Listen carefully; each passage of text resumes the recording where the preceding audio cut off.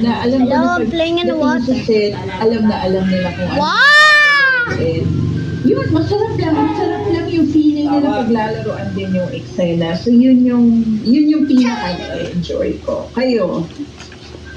I'm come back in the beach show. Ako, happy ako tuwing I'm swimming. artista ka, actor ka, mas nakakatulang kasi komportable ka sa mga kasama mo. Talagang lagi positive ang vibes doon sa atin. Diba? Para kasi kung pupunta ako sa set, para lang ako umuwi ng bahay kasi Help! I want to help you. sa set, Oh my gosh! Yeah! diba? So, tapos after ng taping, umuwi ka ulit. And that's how the story ends. He is not my sister! Here is a plot twist. Yun yung Actually,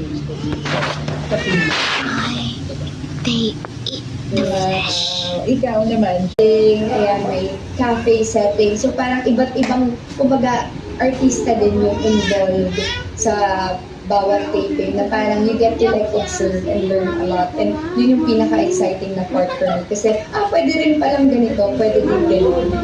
So I think, pati sobrang light ng vibes talaga. I would have to say that. And rare yun na you get to learn tapos magaan sa loob. Yeah. Totoo.